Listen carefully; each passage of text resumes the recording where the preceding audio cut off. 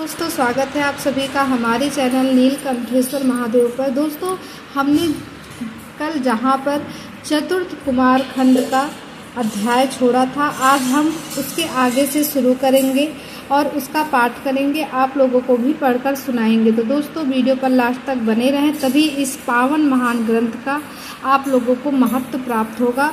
और हे महादेव, जो कोई भी आपका ये ग्रंथ देख रहा अथवा सुन रहा है, उसके सिर पर, उसके परिवार पर अपनी कृपा दृष्टि अवश्य रखना। ब्रह्मा जी की आज्ञा से कुमार का युद्ध के लिए जाना, तारक के साथ उनका भीषण संग्राम और उनके द्वारा तारक का वध, तत्पश्चात देवों द्वारा कुमार का अभिनंदन और स्तवन, कुमार का उन्हें वरदान देकर कैलाश पर जा शिव पार्वती के पास निवास करना। तब ब्रह्मा जी ने कहा, शंकर सुमन स्वामी कार्तिक, तुम तो देवादिदेव हो, पार्वती सुत, विष्णु और तारकासुर का यह व्यर्थ युद्ध शोभा नहीं दे रहा है, क्योंकि विष्णु के हाथों इस तारक की मृत्यु नहीं होगी।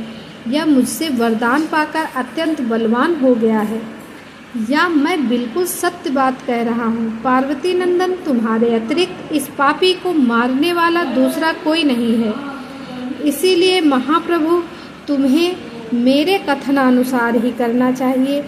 परम तप तुम शीघ्र ही उस दैत्य का वध करने के लिए तैयार हो जाओ, क्योंकि पार्वती पुत्र तारका संहार करने के लिए निर्मित ही तुम शंकर से उत्पन्न हुए हो।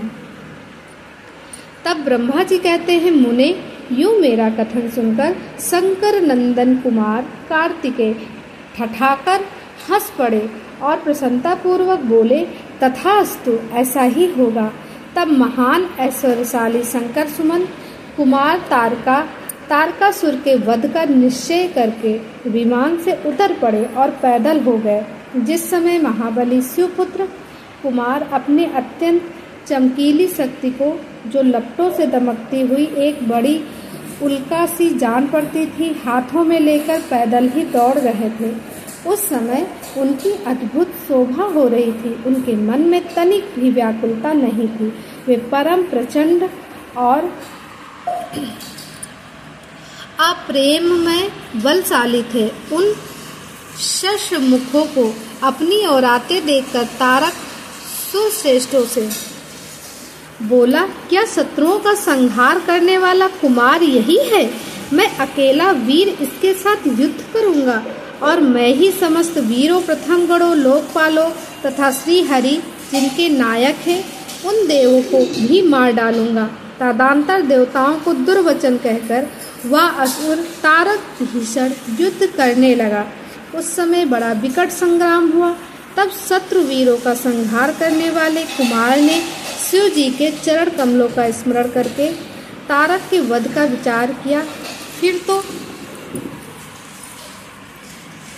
महातेजस्वी एवं महाबली कुमार रोषावेश में आकर गर्जना करने लगे और बहुत बड़ी सेना के साथ युद्ध के लिए डटकर खड़े हो गए।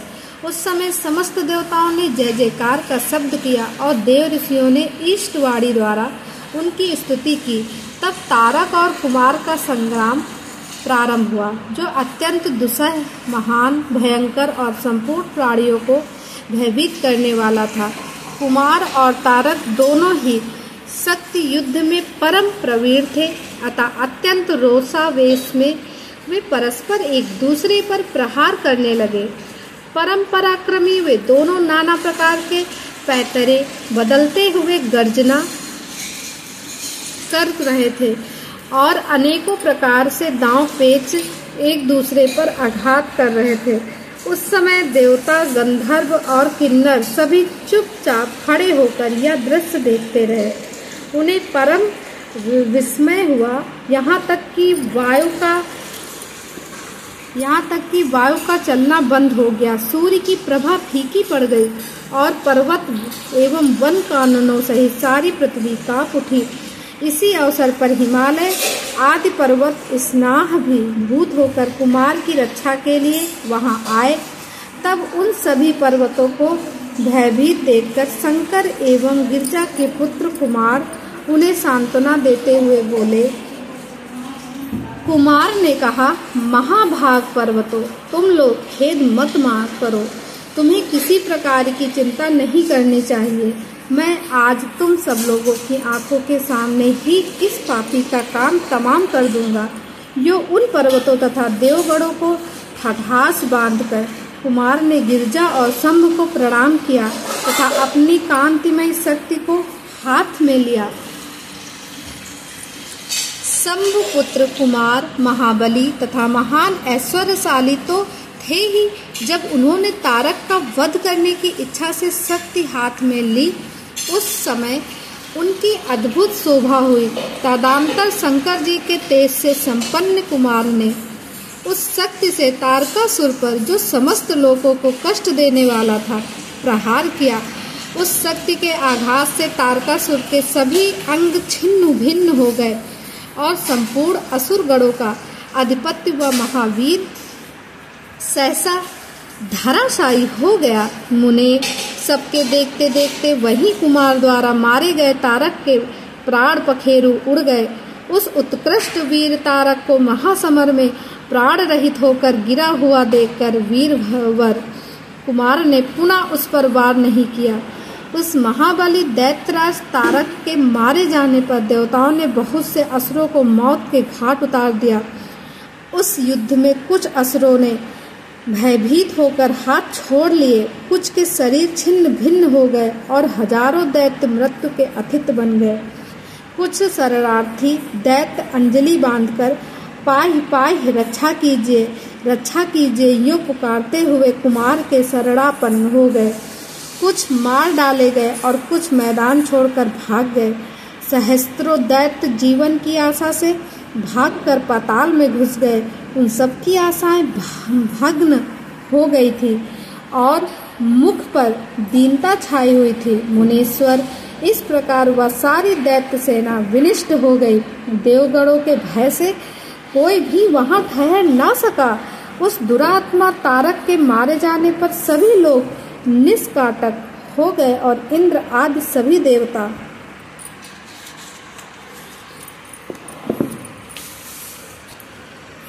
आनंद मग्न हो गए। यो कुमार को विजयी देखकर एक साथ ही संपूर्ण देवताओं तथा त्रिलोकी के समस्त प्राणियों को महान आनंद प्राप्त हुआ।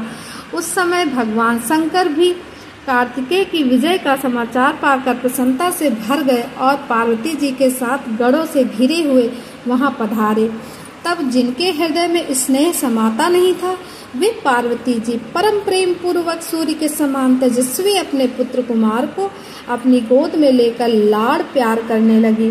उसी अवसर पर अपने पुत्रों से घिरे हुए हिमालय ने बंधु बांधों तथा अनुयायियों के साथ आकर शंभ, पार्वती और गुह का स्तवन किया। तत्पश्चात संपूर्ण देवगण, मुनि, सिद्ध और चरणों ने शिव नंदन कुमार शंभु और परम प्रसन्न हुई पार्वती की स्तुति की। उस समय उपदेवों ने बहुत बड़ी पुष्प वर्षा की। सभी प्रकार के बाजे बजने लगे। विशेष रूप से जय जयकार और नमस्कार के शब्द बारंबार उच्च स्वर से गूंजने लगे।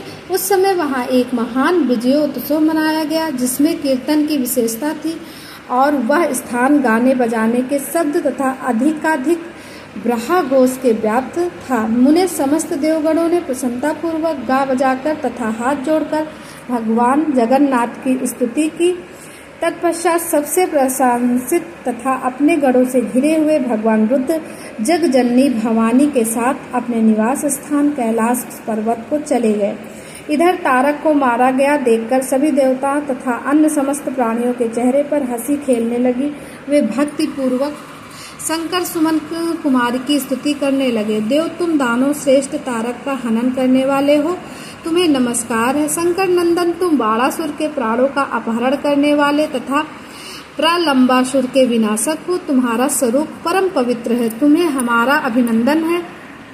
ब्रह्मा जी कहते हैं, मुने, जब विष्णु आदि देवता ने इस प्रकार कुमार का स्तवन किया, तब उन प्रभु ने सभी देवों को क्रमशः नया नया वर प्रदान किया। तत्पश्चात पर्वतों को स्तुति करते देखकर वे शंकर तनय परम प्रसन्न हुए और उन्हें वर देते हुए बोले। स्कंद ने कहा, भूधरो, तुम सभी पर्वत तपस्वियों द्वारा पूजनीय तथा कर्मठ और ज्ञानियों के लिए सेवनीय होगे। ये जो मेरे माता मह नाना पर्वत श्रेष्ठ हिमवान है, वे महाभाग आज से तपस्वियों के लिए फलदाता होंगे। तब देवता बोले, कुमार, यो असुर राज तारक को मारकर तथा देवों को वध प्रदान करके तुमने हम सबको तथा चराचर जगत को सुखी कर दिया। अब तुम्हें परम प्रसन्नता पूर्वक अपने माता पिता पार्वती और शंकर का दर्शन करने के लिए शिव के निवास भूत कैलाश पर चलना चाहिए। ब्रह्मा जी कहते, मुने तदनंतर सब देवताओं के साथ विमान पर चढ़कर कुमार स्कंद शिव जी के समीप कैलाश पहुंच गए। उस समय शिव शिवा ने बड़ा आनंद मनाया। देवताओं ने शिव जी की स्तुति की। शिव जी ने उन्हें वरदान तथा अभयदान देकर विदा किया। मुने, उस अवसर पर देवताओं को परम आनंद प्राप्त हुआ। वे शिव पार्वती तथा शंकर नंदन कुमार के रमणीय यश का बखान करते हुए अपने अपने लोक को चले गए। इधर परमेश्वर शिव भी शिवा कुमार तथा गणों के साथ आनंद पूर्वक उस पर्वत पर निवास करने लगे। मुने, इस प्रकार जो शिव भक्ति से ओतप्रोत सुखदायक एवं दिव्य है, कुमार का वह सारा चरित्र मैंने तुमसे वर्णन कर दिया है। अब और क्या सुनना चाहते हो? तो दोस्तों, यहीं पर कुमार खंड समाप्त होता है। इसके आगे के वीडियो में हम अध्याय 1 से 12 तक के अध्याय का श्रवण करेंगे। संपूर्ण हम उसका रोज पाठ करेंगे और आप लोगों को भी पढ़कर सुनाएंगे। तो दोस्तों, वीडियो लंबा हो जाता है, लेकिन कोई भी अच्छी चीज को पाने के लिए, कोई भी मूल्यवान वस्त्र को पाने के लिए समय लगता है, धैर्य की जरूरत होती है। तो दोस्तों, आप लोगों अगर इस वीडियो का श्रवण कर लेते हैं तो हमारे द्वारा जो जानबूझकर जो अनजाने में पाप हुए हैं वो सब नष्ट हो जाते हैं। तो चलिए मिलते हैं शिव महापुराण के एक और नए वीडियो के साथ। तब तक के लिए श्री शिवाय नमस्तुभ्यं दोस्तों।